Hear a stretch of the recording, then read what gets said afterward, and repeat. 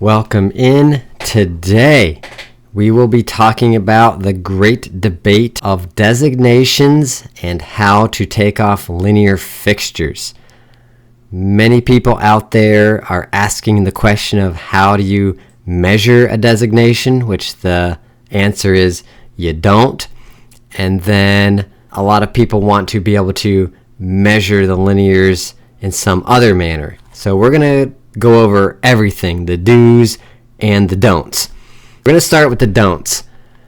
The one thing that I would not do, that this one drives me crazy when I see it, is if I go up here and grab a count, I see a lot of estimators do stuff like this. They'll count these emergency fixtures as separate things, and then I'll grab another count. Then they would count this TC1 section as a separate thing. And yes, I have seen this, and it's kind of maddening. When I see something like this, separate counts on what is ultimately, in my mind, a singular linear entity, then I know that you're probably not doing the right techniques, and I'm 100% judging somebody that does something like this. I would say that is not the correct way to count linears.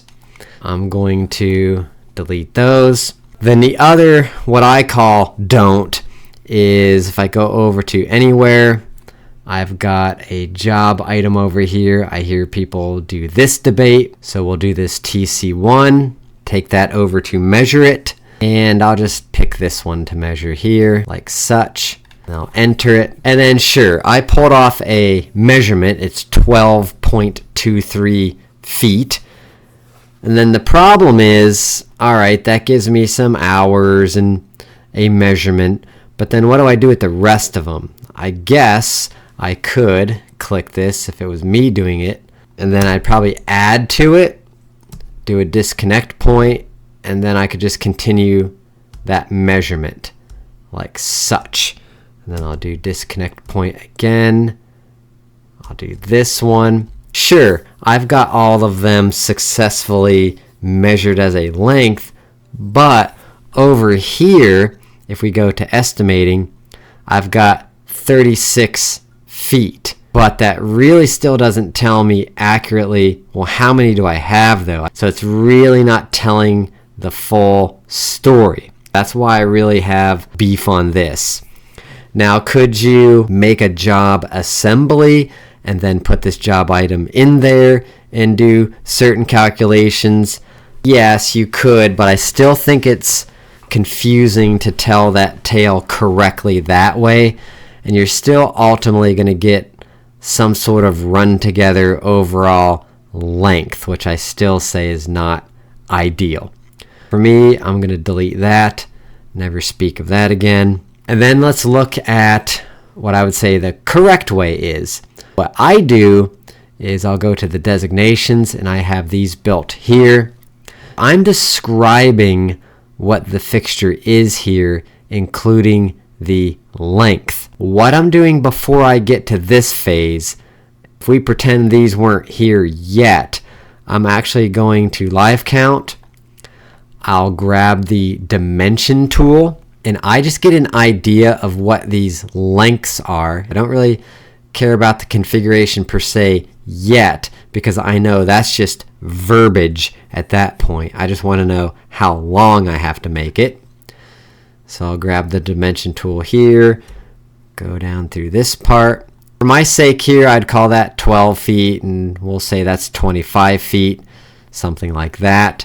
Now, some people will kick back at this point and say, what, you mean I have to make a separate designation for every time that length or configuration changes? Well, yes, but one saving grace is, at least this database we sell, I have pre-built linears already in there. So worst case scenario, you're editing them, you're certainly not building them from scratch. So yes, if you don't have a pre-built environment, I could see where that's a tad bit frustrating. In this environment, it's not too bad. I'm copying, pasting, just renaming it and editing it slightly, but nothing too major. And then I'll double click a couple of these, take it over. Once I get that length, I'm just putting the counts here. That's probably good enough for what we're doing there. Then I'll do my fixture with the EM on the end. And I would say this helps the vendor and me, because then I know exactly what each thing is, how many there are, and I'm really building that whole scenario in reality. And that's the key word, is this is a real way to do it.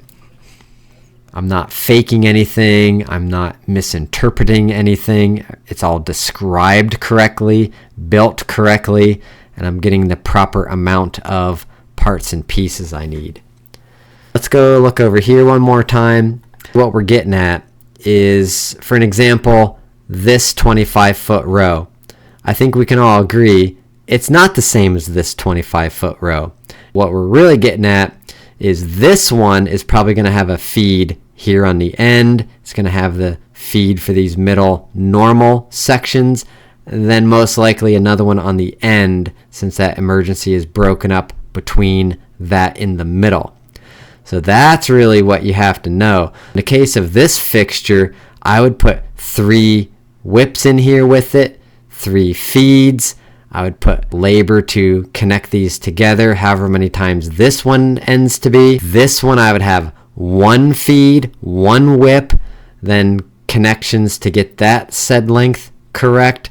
And then when you think about those details like that, that's what we're talking about, doing it correctly, thinking through it correctly, and then conveying it to the vendor correctly. Looking down that road, what I'm truly after is then when I go to Anywhere, I'm going to do File, Job, Print Report. I have a Bill of Material report in here, which this is unique to my database. Some of you might have something pretty similar, but this report I'm running here is in this database that I have built.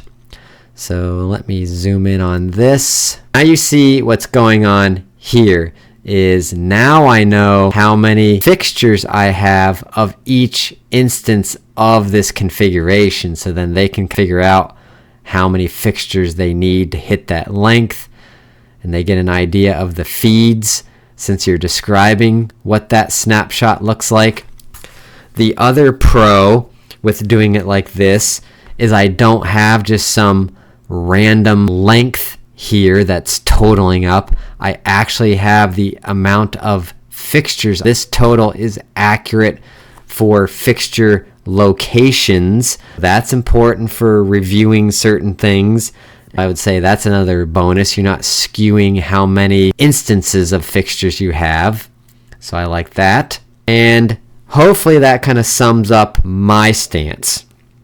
Anybody else, if you have a valid debate on any other direction, throw it in the comments. Let me know if you think my stance is kind of all wet.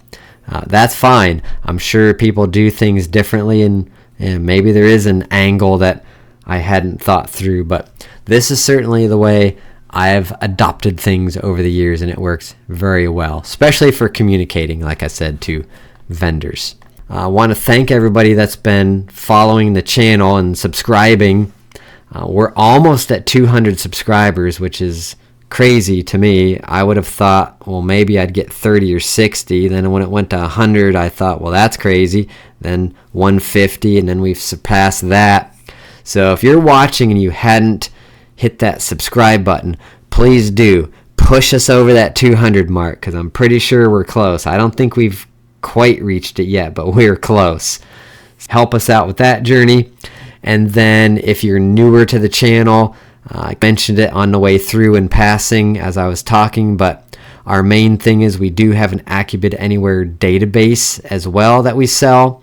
So if you've had Anywhere for a while, you're not happy with the content, that's the void we fill. We have a database we can get to you, about a 8 to 10 year project, so it's loaded. It's far beyond what most people have gotten to out there with Anywhere. And then our website you can get to from our About page on the YouTube channel as well. Go check that out. We have training we offer on there. You can read about the database and all kinds of information. So feel free to check that out. Thanks everybody for joining yet again, and we will catch you on the next one.